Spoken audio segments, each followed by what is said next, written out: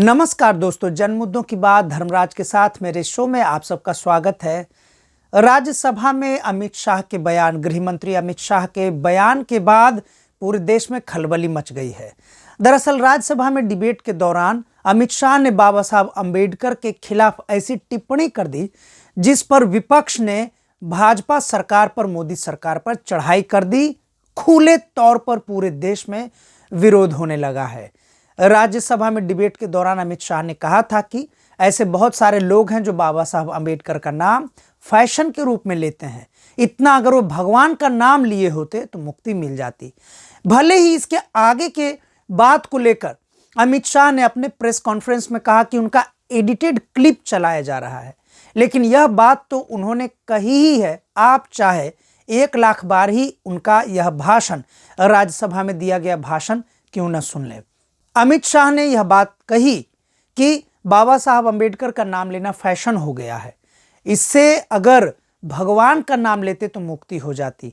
हो सकता अभी भी अमित शाह जी को लग रहा होगा कि उन्होंने उन लोगों के बारे में यह बात कही है, यह टिप्पणी की है, जो लोग अंबेडकर के नाम पर दलितों को मूर्ख समझते हैं और उनके वोट बैंक पर कब्जा करना चाहते हैं। ऐसे लोगों की श्रेणी में अमित शाह ने कांग्रेस को रखा होगा, जिसके कारण राज्यसभा में यह बात की होगी। लेकिन इसके बावजूद मैं अपने चैनल दैनिक अंबेडकर के माध्यम से गृह मंत्री अमित शाह जी से कहना चाहूंगा कि अमित शाह जी को वास्तव में पता नहीं है, अनुभव नहीं है, ज्ञान नहीं है। इतनी राजनीतिक परिपक्वता होने का भले वे दावा कर लें, लेकिन उनको भारतीय समाज की समझ नहीं है कि बाबा साहब अंबेडकर भारत जैसे समाज में, भारत जैसे देश में, जहां पर ऐसी राजनीति, ऐसा समाज रहा है कि भारत की सबसे बड़ी आबादी को पानी पीने के लिए भी आंदोलन करना पड़ा है। भले ही उन्हें आज हिंदू कहा जा रहा है, नारे लगाए जा रहे हैं कि बंटोगे तो कटोगे, हिंदू एक है, हिंदू राष्ट्र, सभी हम हिंदू हैं, लेकिन इस बात से कौन नकार सकता है कि भारत में जिसे सभी हिंदू मानते हैं उसमें हिंदुओं में जातियां हैं और उन हिंदुओं के जातियों में ऊंच नीच का भेदभाव है। अगर हम बड़े स्तर पर बात करें तो हाल ही में आपने देखा होगा कि महाराष्ट्र के विधानसभा चुनाव के बाद जब भाजपा को मुख्यमंत्री के चेहरे पर एक अंतिम नाम लेना था तो आरएसएस इस बात पर नाराज हो गई थी, क्योंकि आरएसएस के मन में डर समा गया था कि कहीं ब्राह्मण देवेंद्र फडणवीस का नाम न कट जाए। उसके बाद से यह खबर भी मुख्य धारा में चली थी कि आरएसएस बाकी अन्य नेताओं के, जो हिंदू ही थे, भाजपा के हिंदू ही थे, अन्य नेताओं के देवेंद्र फडणवीस के साथ सीएम के रेस में नाम चलने से नाराज हैं। मोहन भागवत ने नाराजगी जाहिर की थी। तो इससे साफ पता चलता है, पहली बात, कि भारत में हिंदू जैसी कोई बात, कि हिंदू एक है, ऐसी कोई बात नहीं है। ये झूठ है, ये फॉल्स है, ये वोट लेने की राजनीति का एक घिनौना षड्यंत्र है। दूसरी बात, जैसा कि मैंने कहा कि बाबा साहब अंबेडकर वास्तव में बहुत बड़े समाज के लिए दूरगामी दृष्टि से अगर आप सोचेंगे तो भगवान ही हैं वो, क्योंकि भारत जैसे जिस देश में पानी पीने के लिए बाबा साहब अंबेडकर जैसे महापुरुष को, जो पूरी दुनिया के महानतम विश्वविद्यालय से पढ़कर आए और उनको अपने समाज के लिए यह आंदोलन करना पड़ा कि पानी पीना एक अधिकार है, मानवीय अधिकार है, नेचुरल राइट है, उस बाबा साहब अंबेडकर की छवि वंचित समाज में किसी भगवान से कम नहीं है। दूसरी बात कि अमित शाह यह भूल गए हैं कि अगर कांग्रेस पर वो तंज कर रहे हैं, अगर तंज के हिसाब से भी उनकी बात को लें कि कांग्रेस अंबेडकर का नाम वोट बैंक के कारण ले रही है, तो यह बात तो अमित शाह को भी बतानी होगी, बल्कि भाजपा पर भी यही बात लागू होती है कि जिस अंबेडकर के खिलाफ पूरा ब्राह्मणवादी तंत्र है और जिस ब्राह्मणवादी तंत्र के बचाव में आरएसएस 100 साल से इस देश में काम कर रहा है, उस देश में अंबेडकर का नाम लेना कोई फैशन की बात नहीं है, बल्कि अंबेडकर किसी भी भगवान से कम नहीं है। दलितों के लिए भगवान से बढ़कर हैं बाबा साहब डॉक्टर भीमराव अंबेडकर। और अमित शाह जी, जिनको लगता है कि बाबा साहब अंबेडकर का नाम कांग्रेस या अन्य विपक्षी दल इसलिए नाम ले रही है क्योंकि उनको दलितों के वोट बैंक पर कब्जा करना है, दलितों को मूर्ख बनाकर वोट लेना है।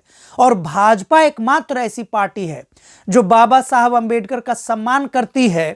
तो अभी मौका था भाजपा के पास, महाराष्ट्र का मुख्यमंत्री किसी दलित को क्यों नहीं बनाया गया? अंबेडकरवादी नेताओं को जेल में क्यों ठूंसा जाता है? आरएसएस 100 साल से आरएसएस जैसा ब्राह्मणवादी मनुवादी संगठन भारत में सक्रिय है। उस आरएसएस के संगठन में टॉप पोस्ट पर क्या एक भी दलित अभी तक पहुंचे हैं? दलित तो छोड़िए, गैर ब्राह्मण, जो सवर्णों में गैर ब्राह्मण होते हैं, गलती से एक राजपूत अभी तक पहुंच पाए हैं। जैसा कि हम सभी जानते हैं, रज्जू भैया उनका नाम है। किसी कायस्थ को भी वहां जगह नहीं है, किसी भूमिहार को भी वहां जगह नहीं है। गलती से एक राजपूत आरएसएस के टॉप पोस्ट पर पहुंचे हैं, जिस पोस्ट पर आज मोहन भागवत है। तो आप सोचिए कि जिस देश में आरएसएस जैसा सक्रिय ब्राह्मणवादी संगठन 100 साल से अपने साथ, जो खुद को हिंदुओं का संगठन मानता है, स्वयंसेवक, राष्ट्रीय स्वयंसेवक संघ हिंदुओं का संगठन, हिंदुओं का सबसे बड़ा संगठन मानता है, वहां पर दलितों को क्यों नहीं टॉप पोस्ट पर भेजा जाता है? सर संघ संचालक कोई दलित आज तक भारत में 100 साल में आरएसएस को एक भी दलित नहीं मिला। ऐसे देश में जहां पर ब्राह्मणवादी तंत्र हावी है, ऐसे देश में बाबा साहब भीमराव अंबेडकर बिल्कुल भगवान हैं, भगवान से बड़े हैं। हां, बाबा साहब भीमराव अंबेडकर वो भगवान नहीं है जो कहते हैं कि कोई व्यक्ति मुंह से पैदा ले सकता है, कान से पैदा ले सकता है और जंघा से पैदा ले सकता है। ये वाहियात करने वाले भगवान भीमराव, बाबा साहब डॉक्टर भीमराव अंबेडकर नहीं है। वो मुक्तिदाता हैं भारत के दलित वंचित ओबीसी समाज के लिए। बाबा साहब भीमराव अंबेडकर हैं मुक्तिदाता, वो गुलामी के प्रतीक नहीं है। मंदिर में जाने के लिए दलितों को आंदोलन करना पड़ता है इस देश में। बाबा साहब भीमराव अंबेडकर ऐसे में तमाम संघर्ष करने वाले समाज का, पूरे दलित समाज के गर्व हैं, भगवान से बिल्कुल कम नहीं है। ऐसे में अमित शाह चाहे जो भी बोल लें, उनका बयान राज्यसभा में इन वंचित तबकों के लिए निराशाजनक था, अपमानजनक था। और जैसा कि विपक्ष पूरे देश में कह रहा है कि राज्यसभा में दिए गए बयान से यह पता चलता है कि मोदी सरकार इस देश के दलितों के बारे में, वंचितों के बारे में, मजलूमों के बारे में क्या सोचती है, उसका खुलासा हो गया है। ऐसे में गृह मंत्री अमित शाह को न केवल माफी मांगनी चाहिए बल्कि अपने पद से इस्तीफा देना चाहिए। अगर वो ऐसा नहीं करते हैं तो यह माना जाएगा कि भाजपा ब्राह्मणवाद मनुवाद में पूरी तरह डूब चुकी है, जहां पर बाकी किसी की कोई जगह नहीं है। कोई व्यक्ति इन समाज का अपमान करने के लिए कल को कुछ भी बोल सकता है। मैं भी अपने चैनल दैनिक अंबेडकर से गृह मंत्री अमित शाह से कहूंगा कि उनको माफी मांगनी चाहिए, उनको अपने बयान वापस लेने चाहिए। जब तक वे बयान वापस नहीं लेते हैं तब तक यह माना जाएगा कि भाजपाइयों के दिल में, संघियों के दिल में अमित शाह जैसे तमाम बड़े बड़े नेता, चाहे वो कोई भी खोखली बातें कर लें दलितों को उचित सम्मान देने का, लेकिन उनके विचार बाबा साहब अंबेडकर विरोधी हैं। और आने वाली पीढ़ियां इस बात को याद रखेंगी और इसका करारा जवाब इन ब्राह्मणवादी मनुवादी दलों को दिया जाएगा। आज के लिए इतना ही, आगे हम फिर मिलेंगे अगले मुद्दे पर। तब तक के लिए शुक्रिया, धन्यवाद।